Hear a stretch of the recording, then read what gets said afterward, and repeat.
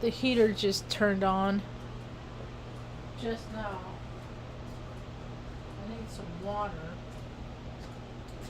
I really like this bookshelf, Ma. It's a nice one. Really nice one. The instructions are funny. That's I don't even use the instructions. I use them to see. No, that's not correct. I stand corrected.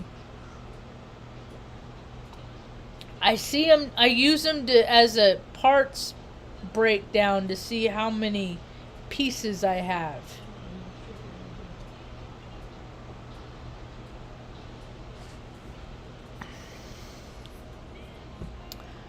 They were funny.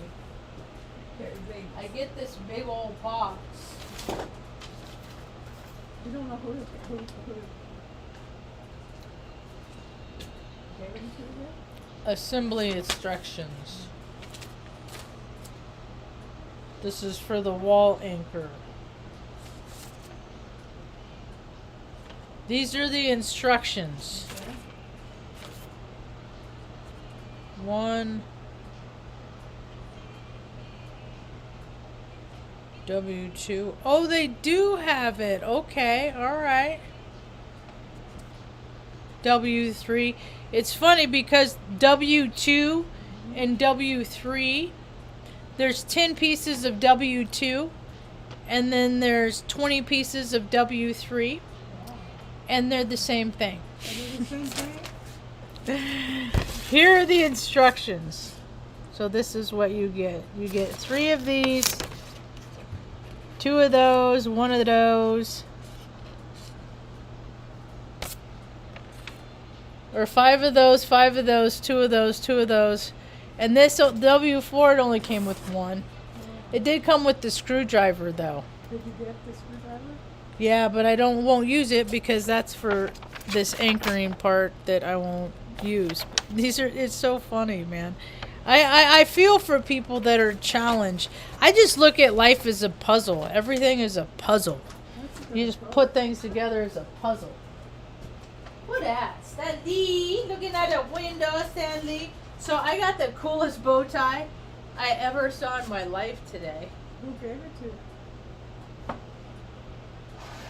And it came in this really rad box too. I'm gonna grab the rest of my bow ties and put them all in this box. Do you see this box? I can see it now. Oh, I love it. It smells so good.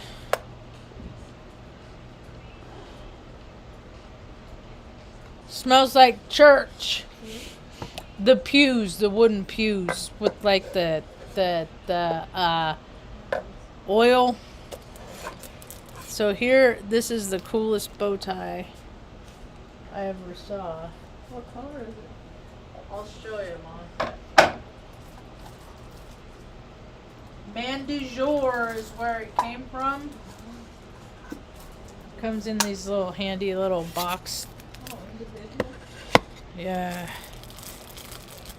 See, I want to get these little plastic bags. I was looking at the sealers. Now I'm noticing packaging everywhere because it's been on my mind. Is get these little sealers and then they have these clamp things that seal them closed, and I can put my cookies in there. Go pro. So, anyway. Check this thing out. It came with the little boutonniere too. Oh, really? There's the little boutonniere. Oh, and he's coming. Whoop. Wait.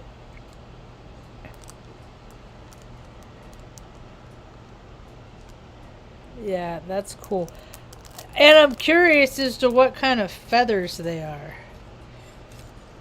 Look at that. Isn't that freaking ridiculous? It's different. It's freaking wild, Ma. It's a feather bow tie. A feather bow tie. It's a feather bow tie. So one day I'm going to come up on Do It Talk. God, my neck is puny. Where's the end of it? Oh, there it is. I gotta adjust it. It's ginormous. So this morning I felt a little ambitious and decided to go through some boxes, and I found probably what was maybe every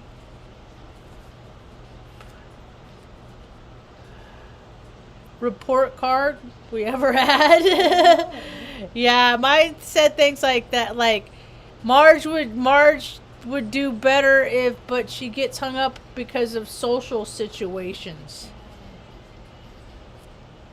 It's always social stuff always got me. Because evidently there's all these rules and regulations and conduct on how people acted. Depending on where we live, everywhere we went, everybody, whoever was in charge really dictated. And I always acted wrong. So I was being made an example. They always made an example out of me. So, it sucked, man. I was called out a lot about a lot of stupid stuff. Anyway, fast forward. I just dig this bow tie. It's one of those that it's like I'm afraid to frickin' wreck it with my galoot hands. See? But the cool thing about feather is they have like seams on them. They have little hooks on both sides that even if you spread them apart, you can just have to kind of go over them and they kind of go back together. So that was cool. Anyway, going through stuff this morning, Ma, I found like photo albums. I'm just kind of amazed. I found this letter that you wrote to Jerry that in like, I don't know, 1999. It was after you had your strokes and your surgery and you let go of all that garbage. And all that baggage. Emotional baggage is what you called it. It was a very nice letter, Mom. Maybe we'll send it to him again. And then we found letters that he wrote to you, and I was like, maybe not. What a very mean. Oh, he was very mean. He had so much anger. Imbalanced Virgos can rage. Imbalanced, anybody too imbalanced in whatever their shadow aspects are. They have everybody has the potential to rage. They also have the potential to pick up the tools to keep the rage at bay, and people aren't using wise choices right now. Not so much. There was a 6.4 earthquake in Fondale, up in south of Eureka. Eureka, south of Eureka. I found this today. When I was in, well, still no, this is how you used to shuffle. Okay, what are we listening to next?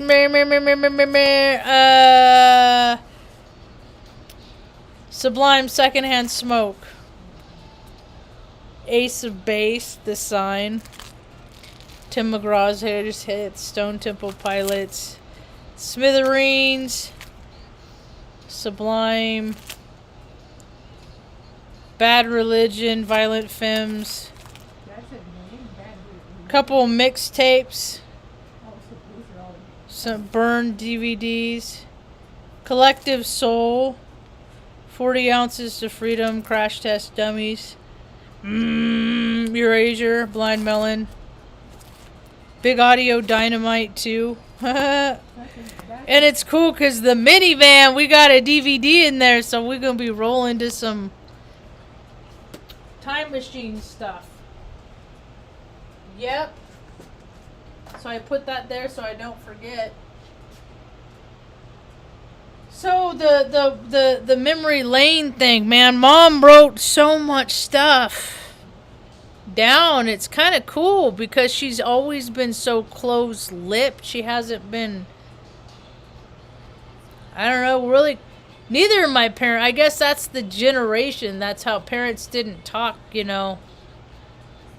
I just never knew all these things, but it's like having all these insights. She had all these like wish lists and manifestation lists and stuff like that, with like what she wanted in a man, and to just like appreciate the little things, and to show gratitude for the little things that they appreciate, and it was kind of cool. It's kind of sweet, and I got this whole pile of... I found my old high school from when I graduated from high school.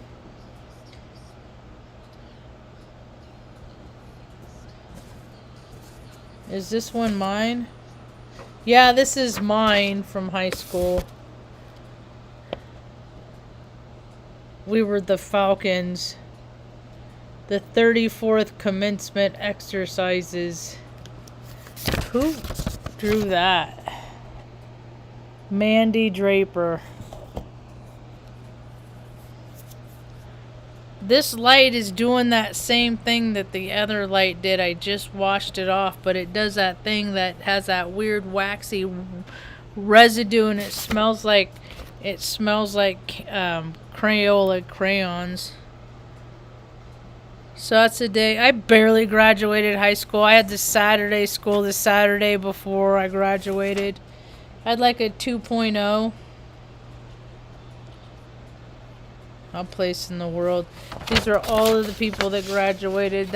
It wasn't really a whole lot.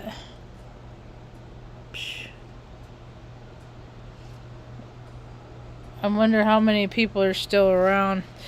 I saw one guy that my brother graduated with, like, died unexpectedly in Thailand. Yeah, that's where he and his family were living. Oh, I found a picture of me. I guess I was a week old. It says Margie Hessick, 4/16/74. I was born on the 9th. This is 1 week old. Born April 9th, 11:01 a.m. 6 pounds, 4 ounces, 19 inches long. It's on one of those cardboard, like old...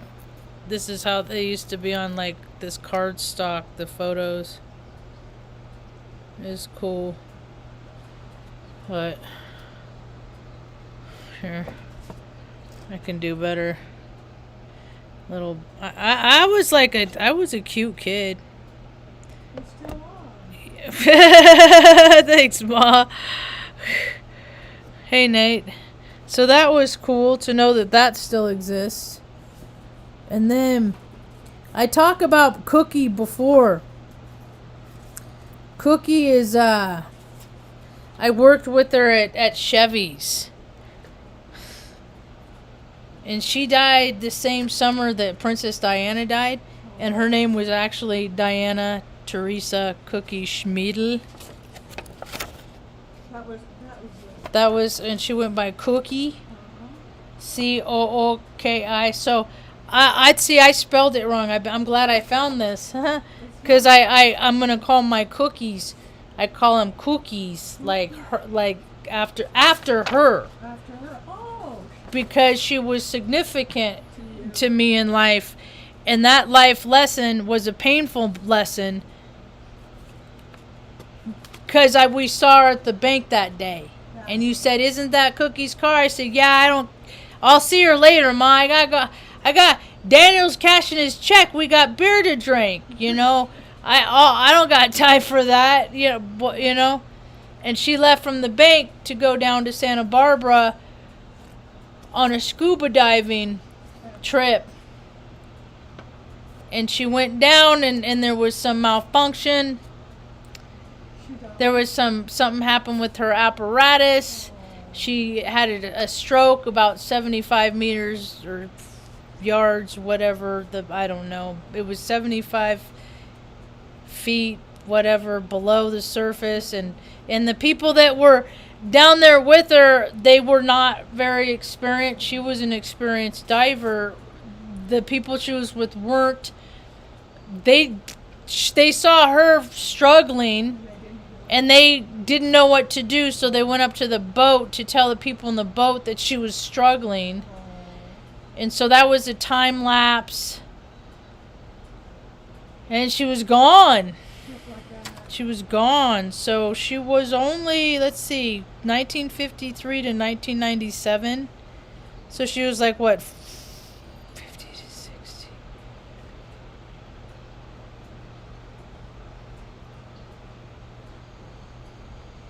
40 something. See my brain. My nut. I does not look. She wasn't very old. And I went to her service, and it was like standing room only. There was like it was this in Palisadro. I'd never been. I don't know, Mom. There's just so many people there. It's just she impacted so many people's lives. She just she flirted with me. And she scared me, honestly. She was a very fit woman. That's what, I mean, I've had all these good examples of, the importance of taking care of your body as you get older. I found a picture of me, and this is Mom's adopted parents, Robert Yoakum, and then his wife, Margaret. That's one of the ladies I was named after. So that was kind of cool. And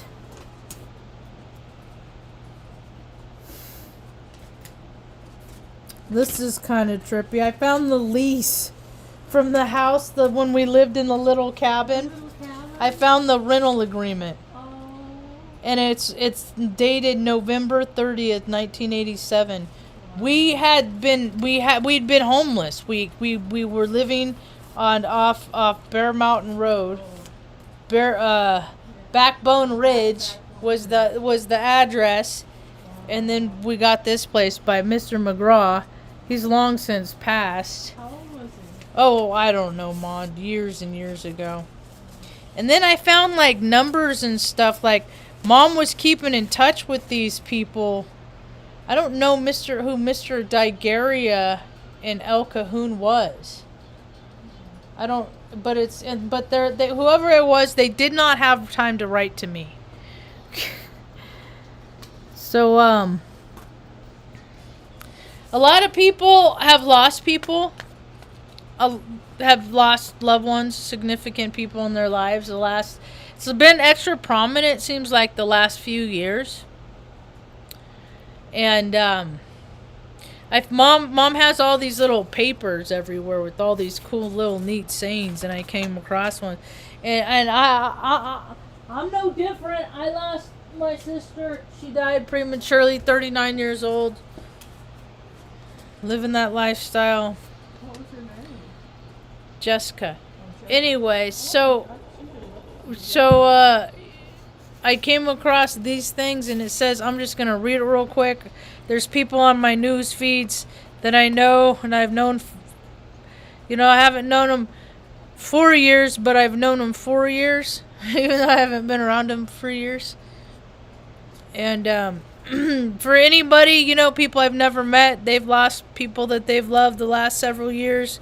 Just, life is about loss and finding the beauty in it, all of it. Don't grieve for me. It's called I'm Free. Don't grieve for me, for now I'm free.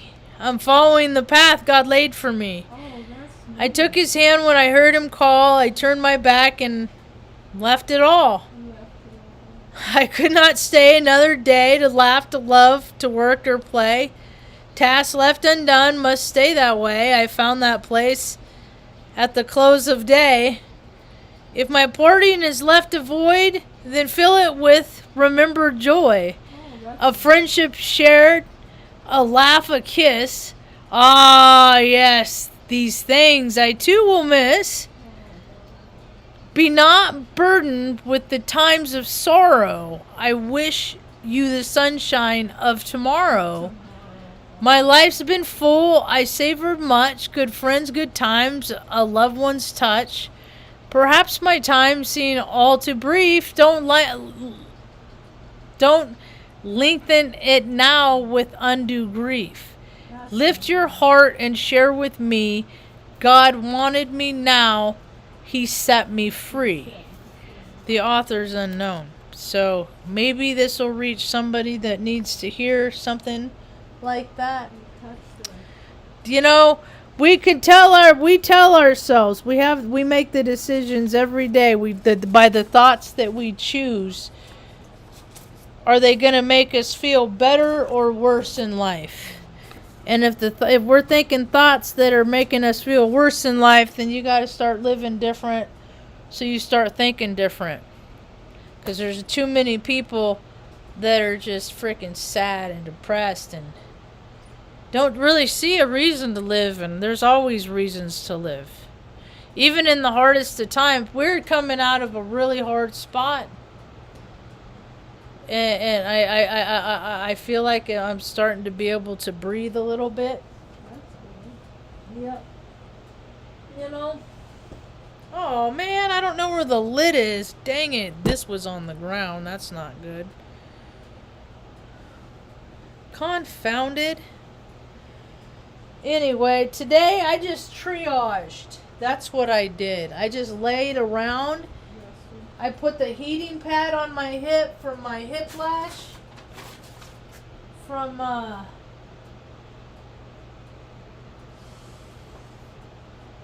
freaking messed up my hip. I don't know. I looked up a video, or I looked up the part. Ooh, there's the lid. Yes. I didn't have to go floor. Thank goodness. And I freaking mop the floors all the time, so the floors are always like clean. I'm always vacuuming, so I don't worry about walking or like dropping stuff on the floor because it's so clean.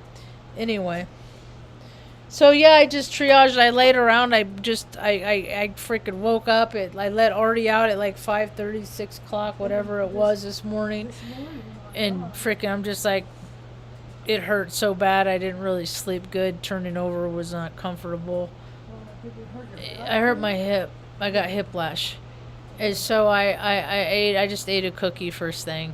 I ate another one at about 1 o'clock and then the last one at about 5:30.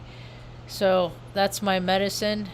And then I took a really freaking hot shower and just let the hot water just hit it. Just hit I just rubbed it. And it's just gonna take time. It's all inflamed because when parts in your body move around like they're not supposed to, they're supposed to all stay in place. But sometimes you do something and things. I mean, our tendons are like rubber bands; they hold things in place, and it's so weird that I guess I'm kind of like cautious because one of the side effects from these. This medicine that they have me, this antibiotic that they have me on, it's like it messes with your tendons of all things. And so to have that thing, which it's completely unrelated, that didn't happen because what happened to me when I moved the box that the bookshelf was in weird and the kid like not doing anything to help.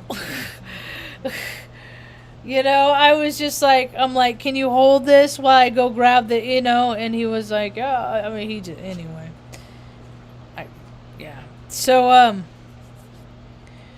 he, that and this twanging had nothing to do with the medicine that I'm taking. I know that. But it was just kind of like a weird thing that, it's just a freak accident is what it was. So, but I'm reminded that I got to just go slow. When the universe tells me that I got to be still, I got to be still and I can't press on. Yesterday, I took an off day. I'm like, man, I haven't taken an off day where I haven't not done any sets in a while. So I just took yesterday as an off day because I was so hurting. I was so sore, but I do feel better. It's still very tender. I do feel better after just laying with the heating pad all day. And it was a nice day, so we got to have the windows open. I just ground some turkey because we're finding beef is troublesome for Mom's belly, and it's probably not real good for me either. It's not good for her. So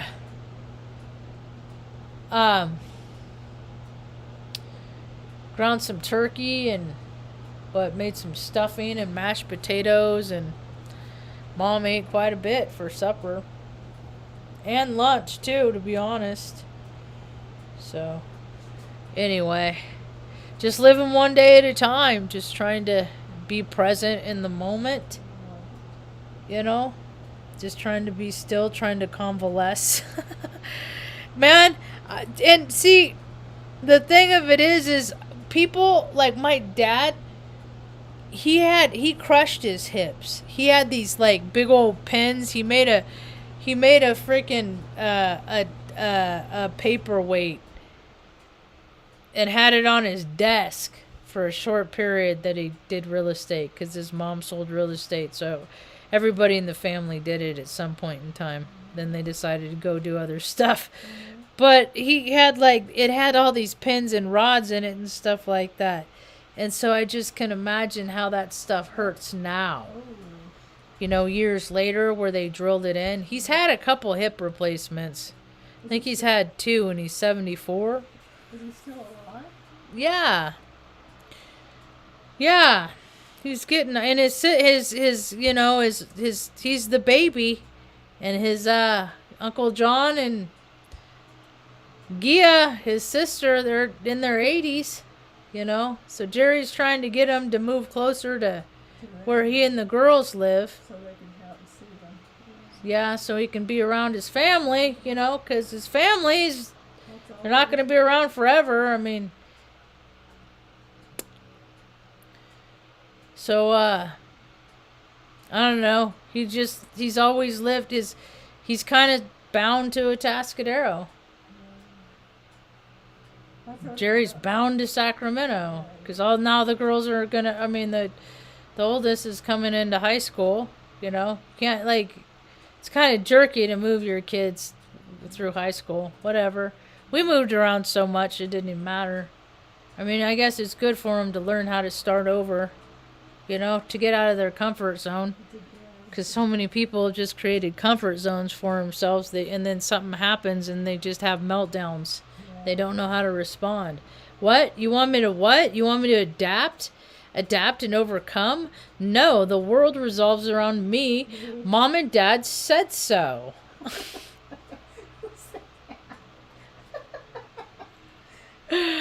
Society says society. But my mom and dad said I could do whatever I want, and then they get kicked in the junk. Oh! Guess Mom and Dad lied to you. And I see all these systems. It's so funny. I put myself on purpose into these systems to be involved in these systems. And it's just, everything's a pony show, man. Everything's a pony show. Everybody's acting different from their own personality to provoke a desired outcome. In every single, in every work situation, when I worked at the hospital, when I was in Corp USA, when I worked at the university.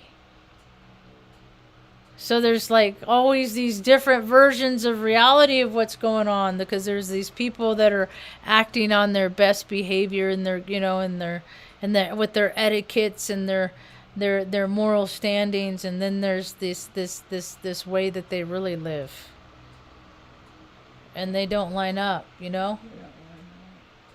And they meet with their little friends, and then they do their little things, and world's gotten trippy, man. It's gotten real trippy.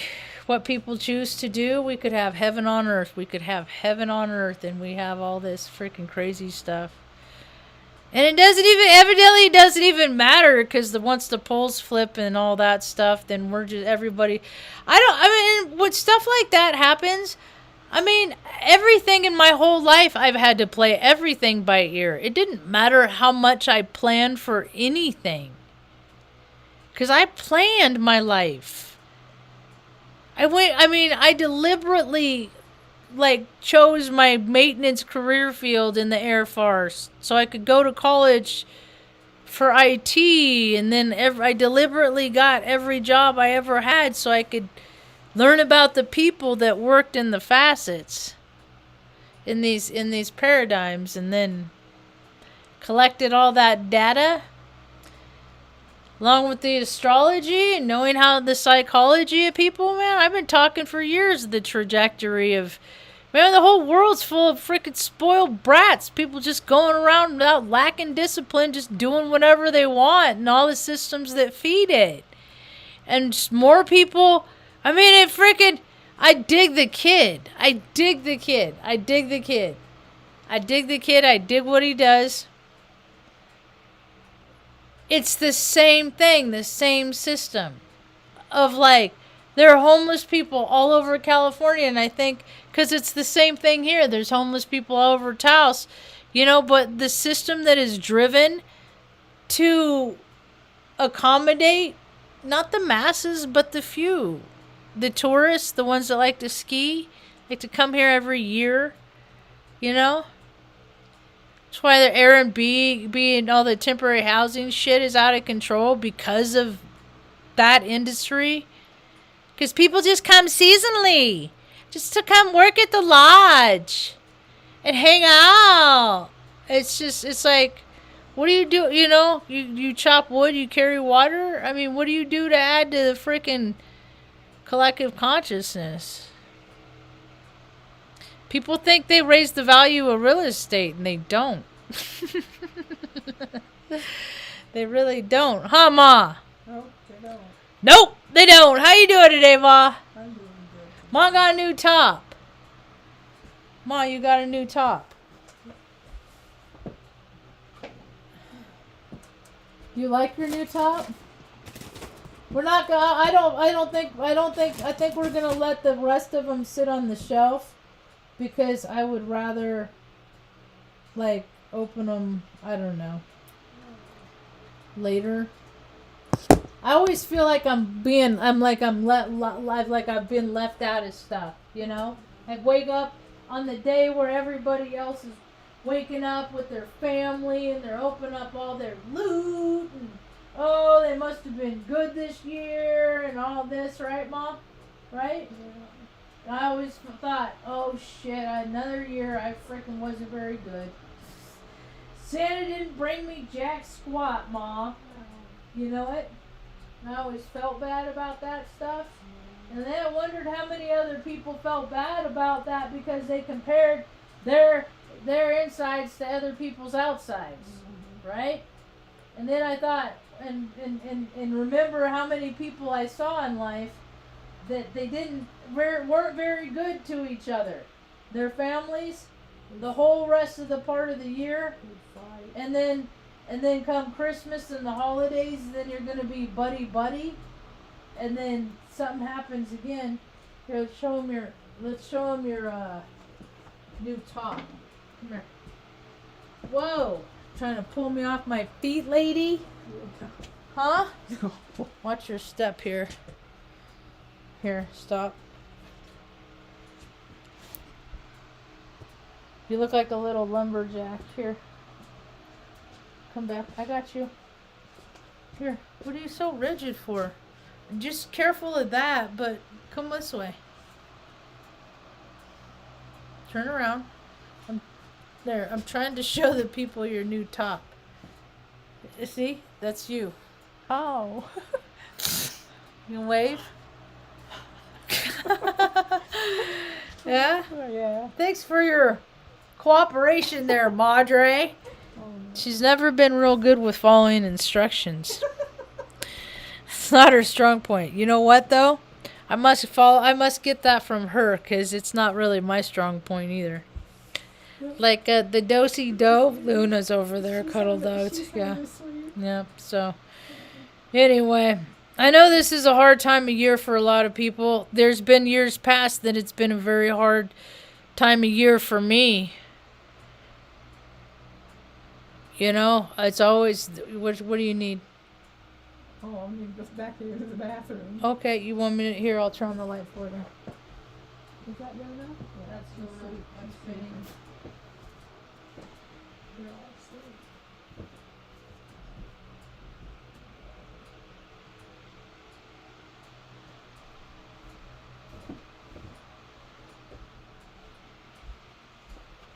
Took a lot of years for me to find my own things that made me feel good about the season. My own traditions, so to speak. And they aren't necessarily like other people's, and that's all right. Everybody can find their own, as long as freaking people aren't hurting nobody, doing your whatever you believe in. I guess that's what the cool part about being on this planet is, except for when people get it twisted, but that's for another story. Anyway, if you're having a hard time, reach out. Straight people like rainbows too at gmail.com. If you need to vent at me, just understand that the energy and emotions, they always shift, and that tomorrow's, you're probably not going to feel the same. That's about all I got for now. Hope you have a rad day.